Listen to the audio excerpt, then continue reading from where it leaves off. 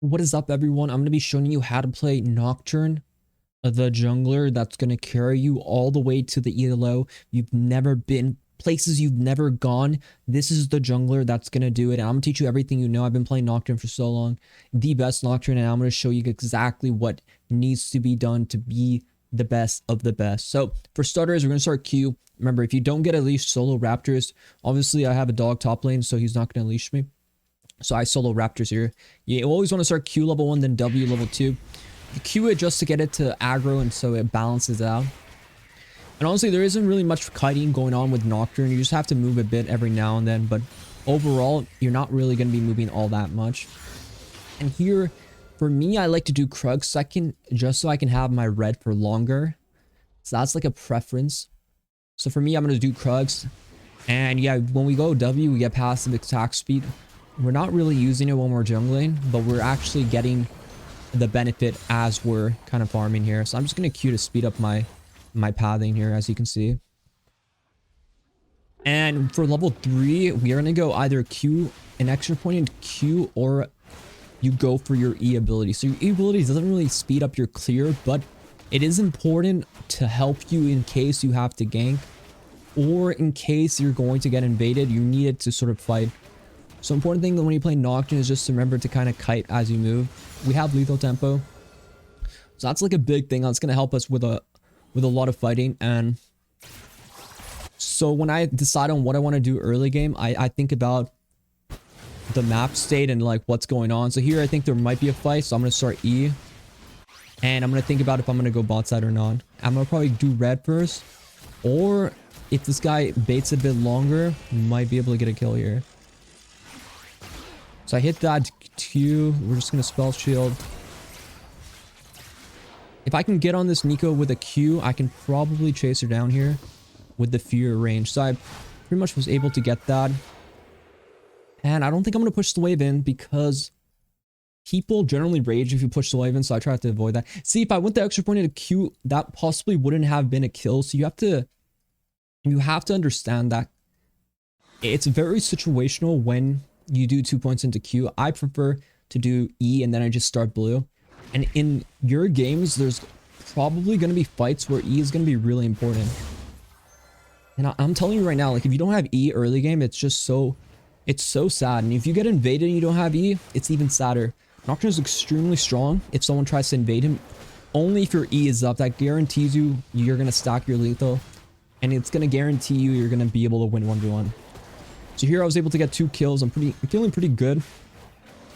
And for me, the way I win games like this is I just do the Gromp because the Gromp is close to the blue buff. I don't really do the blue here. I want to base because I have a lot of gold, right? Like I see Zac here, but it's not really ideal for me to be spam ganking bot. What I think will happen is this guy will die. That's understandable and it's acceptable. And I'm going to base and look to try to go back to where I started. There isn't that much you can do about people who want to die, right? Like if your teammate wants to die, it's not your job as jungle to save their life, right? You're not their guardian angel. You're just the jungler. And the jungler needs to do his job of farming. That is your priority. And when there are ganks on the map that are good for you, you go for them. So here I start my top side again. And if there's a gank, I go for it. Like, it's not so much I'm helping my team. If I need to help them, I help them in a sense that it's helping me too, right? I think of it as like a parasitic relationship. We're both kind of benefiting each other. But if it's just them benefiting from my presence, my omnipresence, then it's not good. Here, this guy's quite immobile, and he's looking like he's fighting. So we could slide in and look for a gank angle here. I like doing ganks like this because my farm is on this side. I'm going to be crossing anyways. So I might as well go for like a gank on him fast as I'm sort of crossing. So I spell shield as soon as possible. He might R me, but we're able to get a fear off. So that's really good for us. Good flash by Ari there. Very good. So we're just going to push in the wave and then we're going to go farm here. Sometimes there's the other jungler and support waiting for you in that brush. Just be heads up, okay? Don't get caught after a gank walking into a brush. Everyone sees you because you're in vision, right? So that's a way people die a lot. Good job, Renekton. So this game is pretty much in my control, and the way I win games like this is this is where I start to lower the risk I take. For example, like I'm not going to dive them when they're full health. I'm not going to do something crazy because it's just unnecessary. Like I take the game slow at this point. I just want them to be, you know, worried about it. So here I start dragging because we actually have a really big wave bot side. This is what I call like free time, and the free time can be used to do dragon. And I'm also really strong, so I don't think it's dangerous for me to do this dragon too. You see, just now the wave has crashed. By this time it's gonna... Oh, so he wants to fight us. So we're just gonna go for a fight here. Oh, what the hell? Usually that's not that risky if the Zillion doesn't leave. We actually will kill them there. But sometimes I guess the Zillion just leaves for no reason. And then it becomes a bit of a risk. Because it's 2v3, we should 100% win there. But the Zac was just too big, man. He landed on my face. It hurt. It really did hurt. But mistakes happen. Teammate doesn't follow up. It's understandable. This is League of Legends. You're never going to have your team do everything you want. And it builds frustration. Even me, I keep a calm state of mind, but deep down I'm frustrated. But I don't let it affect my play. I try very hard not to let the frustration affect me. Of course that Zillion's a dog. I know it. We don't have to say it out loud. My Ashe is a bot. We all accept that. But I just have to hold it in and not let it affect my game, right? My game is important. The most important thing is my game. Not what they're doing. Not how they're playing, but how I'm playing. So let me focus on that. So here I do 3 camps. I'm strong, level 6 with a good buy. I kind of want to keep the game in a sped up state of speed. So I just want to see if Zac is on this. I want to fight too. So I want Ahri to come. I'm gonna just spell shield early. I'm gonna ward over in case the other guy comes. He hits a charm, I would go, but if he's no charm. So that was just me kind of using my free time as the advantage there. Right? So like I have free time because I spent more time. He spent more time doing his bot side. I spent more time doing my top side. So I just have the advantage there. It's really good to capitalize in that situation. Just invade, spot him. Don't do anything crazy. Like I could have R'd and tried to fight him, right? But that could have gone very poorly. So we didn't really have to do that. Here I just want to see if he's on Gromp. Because if he's on Gromp, then he's... Oh, he's actually here. I was going to say if he's not on Gromp...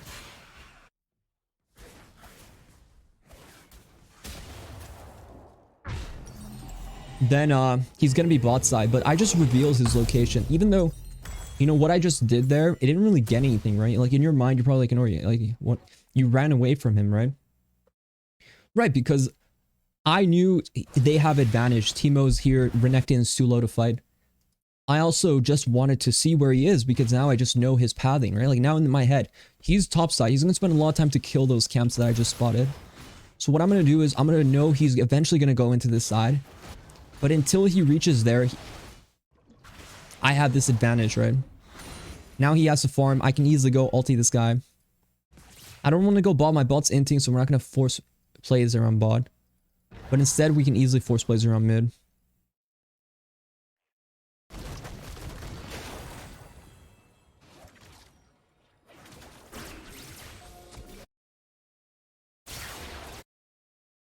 I just want to see which side he's going.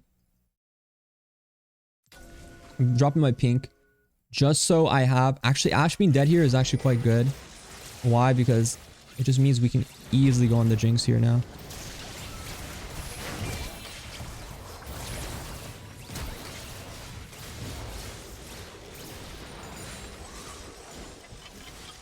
Alright, beautiful by me. I mean, I had it under control.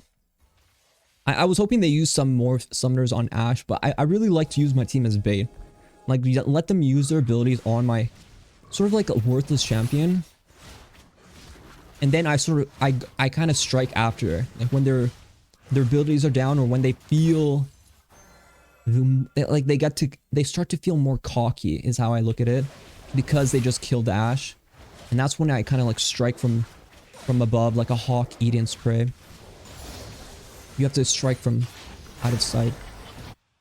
Here I could easily base. We do have a lot of money. I don't think it's bad to base here. I already cleared one quadrant, but I'm also feeling Nocturne is a champ that can easily full heal through sustain.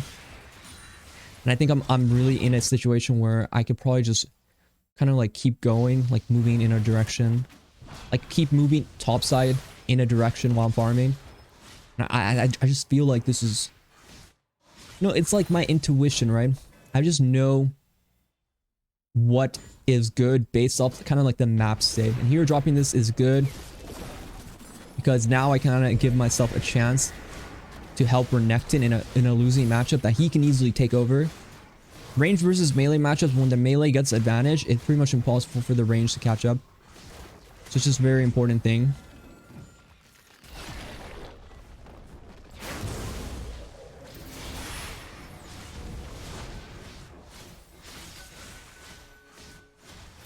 Lethal Temple is just very broken.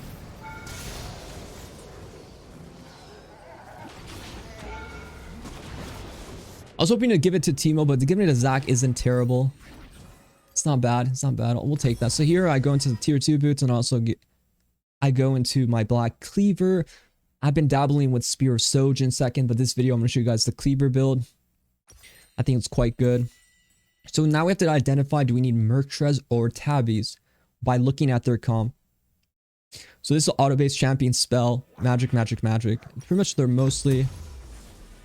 they're like by far magic damage, but also blue orb, but also heavy CC. So we're gonna go Mercrez. Even though Nocturne, you do have spell shield, so I don't go Mercrez as often, but this is a heavy AP comp, so we 100% go Mercrez. There's like no debate in this situation. Unless Teemo was going full AD and then the support was like a throw or like an AD, and then it's like, okay. But here we're just not really taking any too like crazy chances. I mean, that me killing the Teemo is just for you guys, like a special thing. We all hate Teemo. I want to show you guys his death under tower, like the little rat, right? Like that was for you. Like I wouldn't do that in a real game because I don't see the value of me killing an 0-3 person. I would have played it more slow, saved my R for potentially a bot side kill or a mid kill. Like the way I'm looking at the game right now, in my eyes, is I know this guy is really immobile and really easy for me to kill with R. So I'm always looking at this guy and how like aggressive he's playing out, how aggressively he's up on the map, stuff like that. So that's like my focus, and also my focus is on bot side, but not so much like I have to go bot to kill. It's more so like how is the bot situation, like how badly are they bleeding, like when is a good time for me to go and ulti bot. Do I know where Zac is? Is Zac topside yet? Okay, Zac is topside and topside jungle. Okay, then I think I have a time where I can ulti bot. That's how I'm thinking right now. That's like the mindset of me. And here I see them all missing. I think, okay, they could go mid, they could be bot. I should wait to see where they are before I go for like an R play. And I don't want to force. I want to see them go mid, and then I want to go for something. You can actually see Nico as the minion right there because of how she's moving. So I don't want to force until I feel more confident. But I think now they're kind of greedy.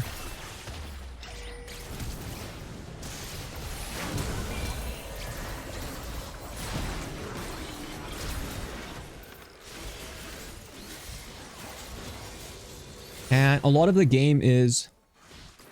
It's like time. Jungle is timing.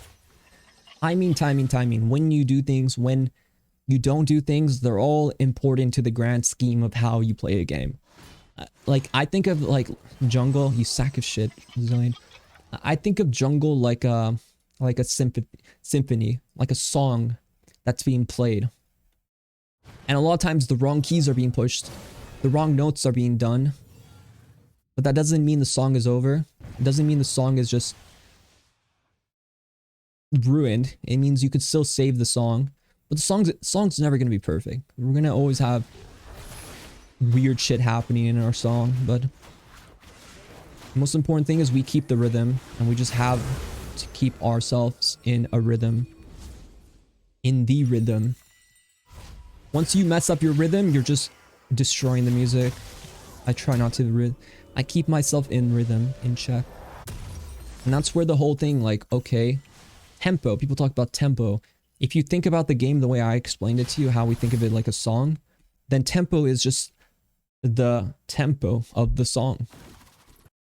The tempo of the game, the timing of the game. So that's why it's always very important to think about that kind of stuff. I don't have art right now, even though play could be nice here. I'm just going to back them up mostly. I'm not going to go crazy yet. Maybe hit them with a Q or something. Oh, that's mine. I think he's on Herald actually, so maybe we can kill him. He's not here. Where did he go, by the way? But yeah, my team's doing pretty well, so I'm just gonna do the Herald. 2 people dead. I'm very strong base. This is like a good note right now. Doing Herald Heal is always a good way to keep the snowball. Also last hit it because it gives you more value is very important. If the arrow hits IR, I might just turn the lights off to scare him, but probably not. Not worth it because we do need dragons. We're down 2 dragons. Honestly, I don't think 2 dragons matter at all. Like, I think 2 dragons are worthless. But the 3rd dragon is usually when I feel like you should be ready. The 3rd dragon, for sure.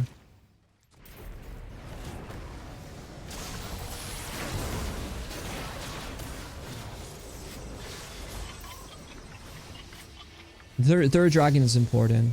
And this tower should die too. Once that tower breaks, it becomes easier to play the map. So I find it very important to get that tower.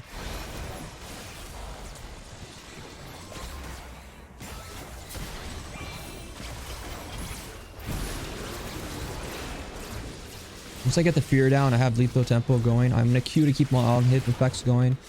Now I just want to kite. I'm gonna have the fear going, Stridebreaker slowing, Q as well. Don't really have to worry about anything else there. Kill is just gone. Passive auto to kill them. Really big shutdown too. A lot of money.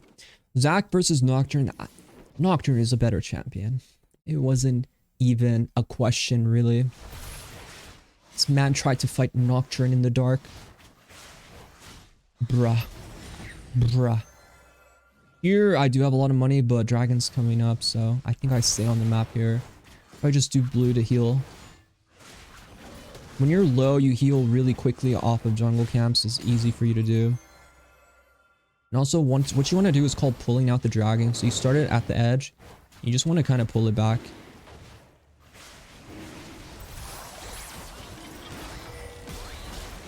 Personally, I think we just do the dragon, ideally.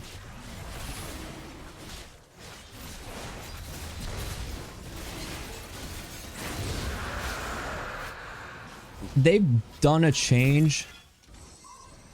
They've changed it where like a Jinx R isn't going to outsmite an Empowered Smite. The Empowered Smite does 1200. So I just keep like a calm state of mind and I just wait. Wait for the smite time. Here, this is a lot of money. You should base with this much money. It's too much to stay on the map. And a few builds I've done. I've done Frozen Heart against a full auto team. Not this game, but I would go Frozen Heart against a heavy auto attack team.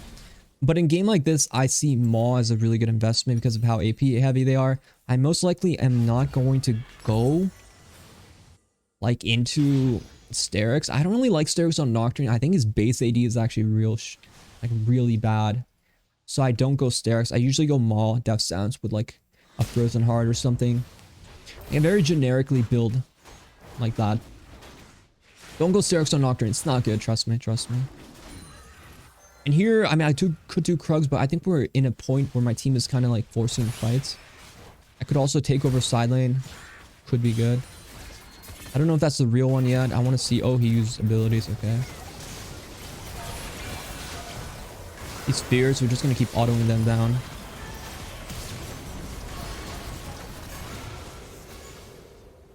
Could go Baron right away, or we could just push. Personally, I think Baron would be nice.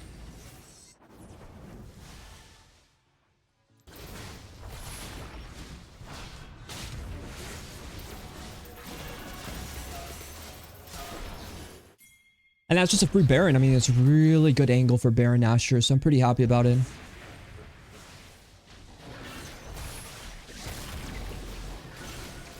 We have Empower Smite, so you can always combo your abilities to help smite. Nocturne doesn't really have strong damage abilities. You could Q into a smite, which does like 100 damage. Don't really worry about that. Focus on the smite itself. So we have 2 smites, so we can smite once early. No one died, so we can just keep this going.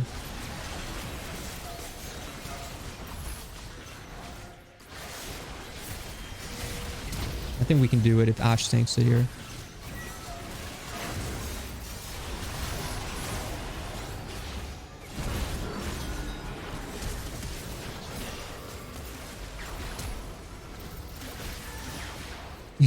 Damn, man. Shit was getting spicy. I was hoping for a bit more there. And yeah, we'd probably go into like DD in this game. Alright, next you kind of tanked like everything.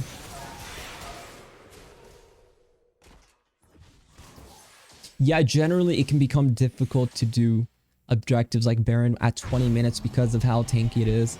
But you gotta razzle dazzle sometimes just to get the ball rolling. I wouldn't advise doing that. I wouldn't advise at all. It was a high risk. We were super ahead. We didn't really need to do a Baron that early. But I sometimes you gotta do it for the tube. YouTube, baby. I have ulti coming up. So my ulti starts to become very short cooldown ability as you build more ability haste. What I like to do when I win my games is I try to kill side laners.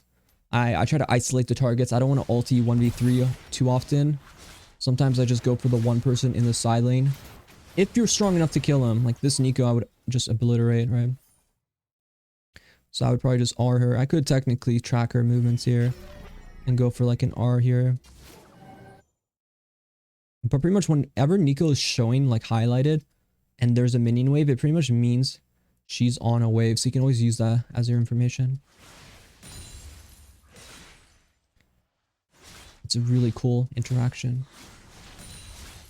So like if she was Zekoid at a minion, you would actually be able to tell. So here we see Jinx isolated, prime target for us. Very prime target. I think they will face check here. That's a fake one. I got my eyes on the Jinx though.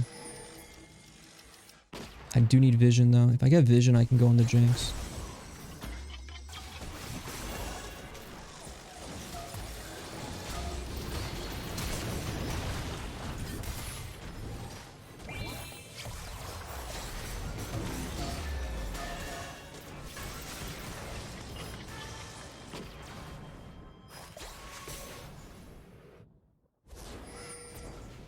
Okay, we got a runner here. So I'm gonna tango. We got a runner. Just blind his spell shield and we're good to go. There I was saving my ulti to dash to the Zac after I finished killing the Nico.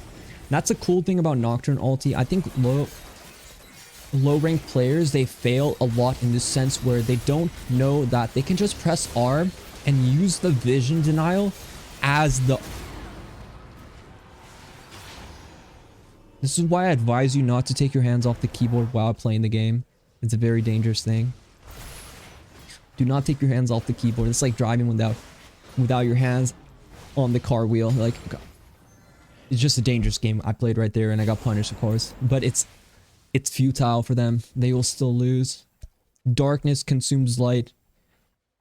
It's the only thing. In the end, it's only dark. Light becomes dark. I will kill whoever stole it. It was Jinx, yeah. I will eliminate you, Jinx. I'm gonna bait off the wave a bit. I don't think Jinx is coming here, but I'm gonna wait a bit.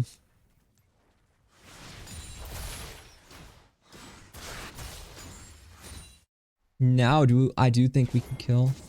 I think they're all gonna fight topside, so I kinda wanna... I think we should move a bit.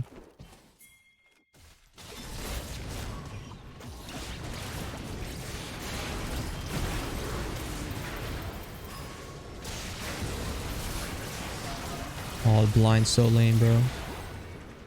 The blind is just so lame. I cannot fight with Timo there.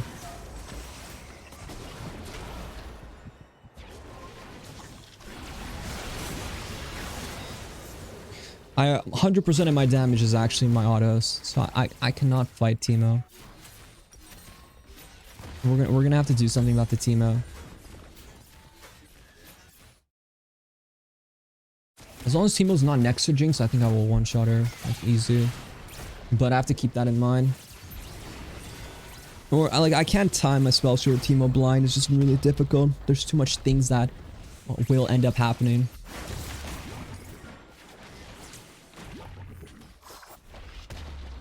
But I will kill them on this respawn. And then we have Baron coming up, so Baron's good.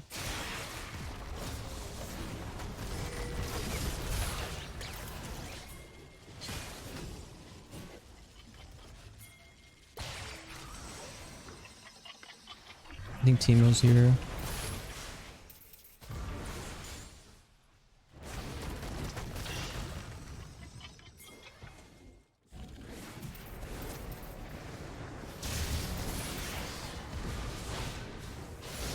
I mean, I'll kill you, you little rat.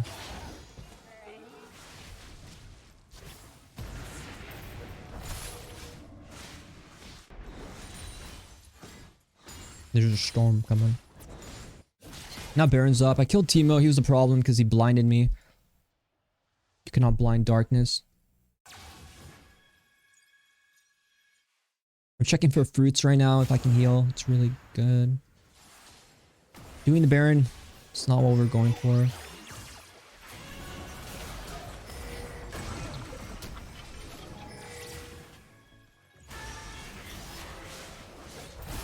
Just gonna heal on the wolves here.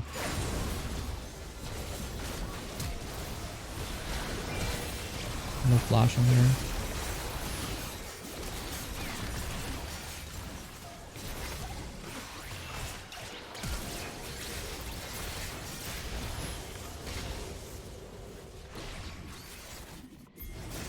That's all she rode. That's all she rode. Bro, can we just Baron?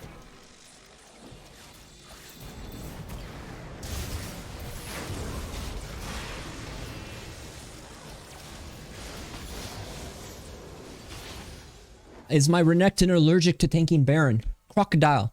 Crocodile.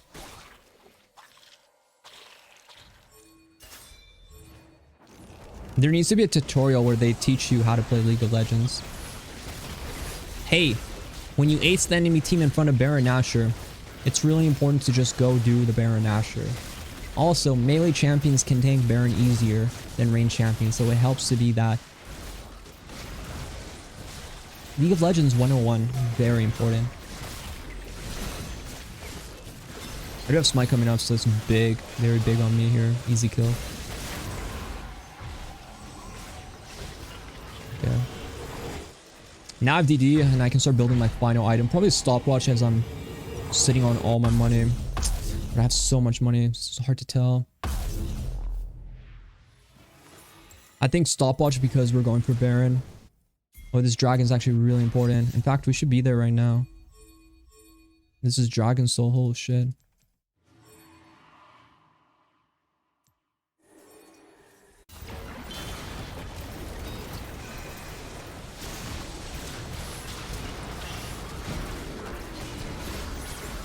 Stacking my lethal tempo.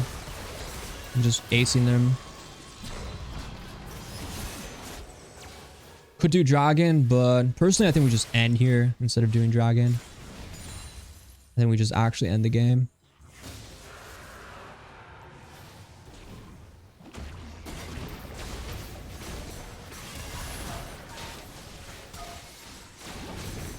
We have a lot of damage from Ardos.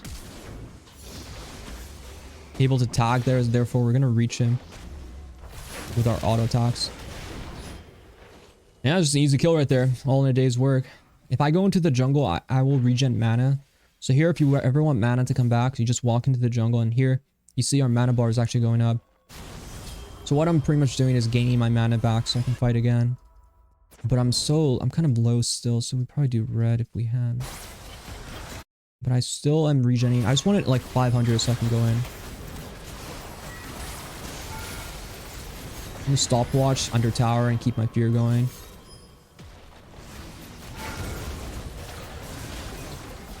spacing with my auto attacks, and that's all she wrote. But yeah, man, I hope you guys liked the video. Be sure to subscribe if you haven't already. Like the video as well. Leave me a comment if you have any questions. And yeah, that was how I play Nocturne. I really put my thought into it, and I hope it educated you all in learning the best jungler in the game. And good luck in your games. Bye-bye.